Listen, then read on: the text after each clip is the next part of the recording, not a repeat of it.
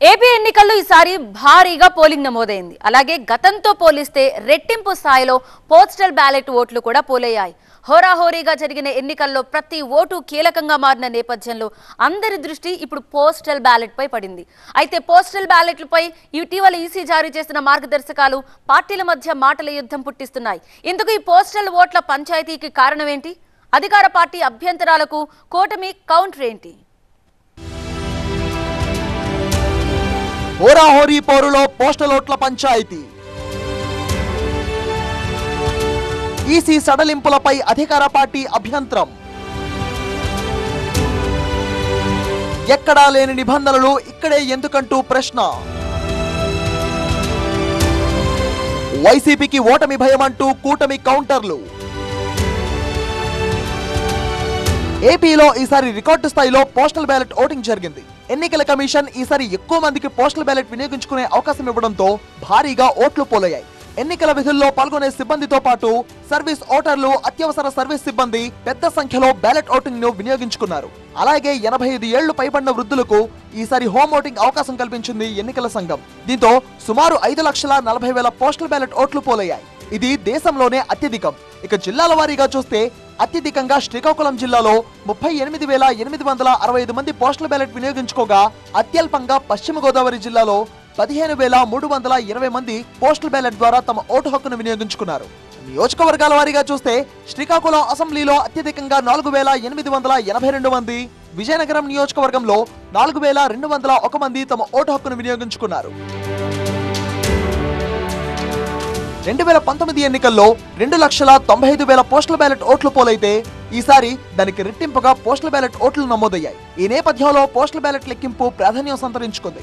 Postal voting భారీగా నమోదైన నేపథ్యంలో బ్యాలెట్ కౌంటింగ్ లో కొన్ని నిబంధనలను సవరించాలంటూ ఎన్డీఏ కూటమితో పాటు పలు ఉద్యోగ సంఘాలు ఎన్నికల కమిషన్ కు వినతి పత్రాన్ని అందించాయి. అలాగే పోస్టల్ బ్యాలెట్ కౌంటింగ్ లో ఇబ్బందికరంగా ఉన్న నిబంధనలు ఎత్తివేసి ప్రతి ఓటు చెల్లుబాటు అయ్యేలా చూడాలని కేంద్ర ఎన్నికల సంఘానికి మున్సిపల్ టీచర్స్ ఫెడరేషన్ లేఖ రాసింది. పోలైన అన్ని ఓట్లను పరిగణలోకి తీసుకోవాలని, అన్ని నిబంధనలను తొలగించి 85 సంవత్సరాల వయసు గల వృద్ధులకు ఎలాంటి నిబంధనలు పెట్టారో ఉపాధ్యాయులు కూడా అదే నిబంధనలు వర్తింపజేయాలని, ప్రతి ఓటుని పరిగణలో తీసుకోవాలని, ఎలాంటి ఓటు ఏ విధంగా ఏ నిబంధన పెట్టైనా సరే ఓటు తొలగించకుండా ప్రజాస్వామ్యంలో ఉపాధ్యాయులకి, ఉద్యోగులకి కూడా ప్రముఖ స్థానం కల్పించాలని కేంద్ర ఎన్నికల కమిషన్ వారిని కోరుతున్నాము. తమకు అందిన వినతి పత్రాల ఆధారంగా పోస్టల్ బ్యాలెట్ కు సంబంధించి పలు నిబంధనలను సవరిస్తూ రాష్ట్ర ఎన్నికల ప్రధానాధికారి ముఖేష్ కుమార్ మీనా పలు ఆదేశాలు జారీ చేశారు. ఎలాంటి ఓట్లు చెల్లుబాటు అవుతాయి, ఎలాంటి ఓట్లను చెల్లని వాటిగా పరిగణించాలి అనే అంశాలపై స్పష్టమైన విధి విధానాలను జారీ చేశారు.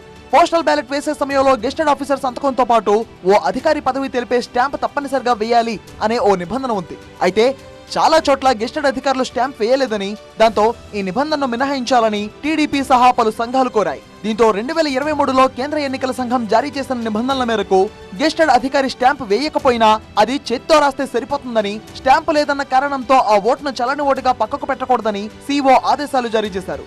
అలాగే బ్యాలెట్ పేపర్ వెనుక రిటర్నింగ్ అధికారి సంతకం లేకపోయినా వాటిని చెల్లుబాటు అయ్యేలా చూడాలని అధికారులను ఆదేశించారు.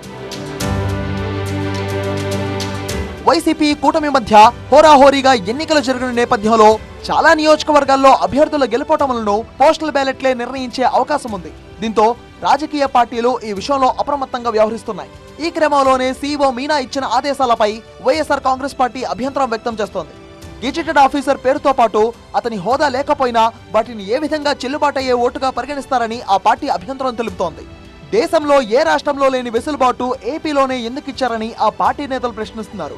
ఈసీ నిర్ణయాలు ఓ పార్టీకి కొమ్ము కాసే విధంగా ఉన్నాయని వైసీపీ నేతలు ఆరోపిస్తున్నారు. ఎలక్షన్ కమిషన్ ఆఫ్ ఇండియా చెప్పనటువంటి నియమావళిని మీరెట్లా ఇంటర్ప్రిట్ చేస్తారు? చేయకూడదు కదా. కేవలం ఆంధ్రప్రదేశ్ రాష్ట్రంలో ఒక రాజకీయ పార్టీ వచ్చి కాగితం ఇవ్వగానే ఈ రకమైన ఇంటర్ప్రిటేషన్ ఇవ్వటం అనేది ఎలా పారదర్శకంగా ఉంటుంది, ఎలా నిష్పక్షపాతంగా ఉంటుంది? కాబట్టి దీన్ని పునరాలోచించాలని చెప్పని ఆంధ్రప్రదేశ్ రాష్ట్ర ఎన్నికల సంఘాన్ని మేము కోరటం జరిగింది. దురదృష్టవశాత్తు ఈ ఎన్డీఏని కూటమి ఫామ్ అయినప్పటి నుంచి, ఆ తర్వాత పైన ఎక్కడైతే సెంటర్లో బీజేపీ ఉన్నదంతా పొత్తు పెట్టుకున్నప్పటి నుంచి ఎన్నికల కమిషన్కు బాబు దోమపోట్లాగా బాబు కాటో లేక బాబు వైరస్ ఏదో సోకినట్టుంది. ఇన్ఫెక్షన్ వచ్చిందేమో అని అనిపిస్తుంది. పోస్టల్ బ్యాలెట్ విషయంలో ఈ నెల 25వ తేదీన ఈసీ ఇచ్చిన ఆదేశాలు గత ఆదేశాలకు విరుద్ధంగా ఉన్నాయంటూ కేంద్ర ఎన్నికల సంఘానికి ఫిర్యాదు చేశారు YCP MP Niranjan Reddy. Attesting officer specimen signature తీసుకోవడం ఈసీఐ నిబంధనకు విరుద్ధమని, ఈ నిబంధనతో సరైన ఓట్లు కూడా తిరస్కరణకు గురయ్యే అవకాశం ఉందని తన ఫిర్యాదులో తెలిపారు నిరంజన్ రెడ్డి. మరోవైపు పోస్టల్ బ్యాలెట్ లో గెజిటెడ్ అధికారి సంతకం సడలింపు అంశంపై న్యాయ పోరాటం చేయాలని వైసీపీ నిర్ణయించింది. ఇంకెట్లా గెలిచే ఆలోచన లేదు. ఏదో ఒక విధంగా ఈ పోస్టల్ బ్యాలెట్లో వాళ్ళతో అన్న కొంచెం మ్యానిపులేషన్ చేసుకునే ఆస్కారం ఉంటే మళ్ళీ ఏదైనా బొటాబొటీగా ఉన్నప్పుడు కొన్ని సీట్లు మేనేజ్ చేసుకోవాలనే దాంట్లో భాగంగానే ఇది కూడా ఎలక్షన్ కమిషన్ అడ్డం పెట్టుకుని ఈ కార్యక్రమం చేస్తున్నారు. మిగతా రాష్ట్రాల్లో ఏ విధంగా అలౌ చేస్తున్నారో అదేవిధంగా మా రాష్ట్రంలో కూడా అలౌ చేసే కార్యక్రమం చేయాలి. లేని పక్షంలో దీనిపై కోర్టులో వేసేదానికి కూడా అన్ని ఏర్పాట్లు కూడా చేసుకోవడం జరుగుతుంది. అయితే ఓటమి భయంతోనే వైసీపీ నేతలు ఈసీపై తప్పుడు విమర్శలు చేస్తున్నారని ఆరోపిస్తున్నారు కూటమి నేతలు. అంటే వాళ్ళ పోస్టల్ బ్యాలెట్స్లో మీకు స్పష్టంగా ఎంప్లాయీస్ అందరూ మీకు అగెనిస్ట్గా వేసారు కాబట్టి 4,97,000లో 1% 2% ఇన్వాలిడ్ ఓట్లు ఉంటే మిగతా ఓట్లు 90% వైసీపీకి అగెనిస్ట్గా పడ్డాయి కాబట్టి సాధ్యమైనంత వరకు పోస్టల్ బ్యాలెట్స్ని తగ్గించే విధి విధానాల్లో ఇది ఒక అంశంగా తీసుకుని దీన్ని అలవాటు చేస్తున్నారు తప్ప తల్లో మెదడు ఉన్నాడు ఎవడు ఈ కాగితం ఇవ్వడు. ఈరోజు ఓటమి భయంతో ప్రతిపక్షాలని, ఎన్నికల సంఘాన్ని, అలాగే ప్రతిపక్ష నాయకుల్ని మీరు వ్యక్తిగతంగా విమర్శిస్తున్నారు. ఇది మంచిది కాదు. ఇప్పటికే ఆంధ్రప్రదేశ్ ప్రజలు మీకు వ్యతిరేకంగా తీర్పిచ్చారు.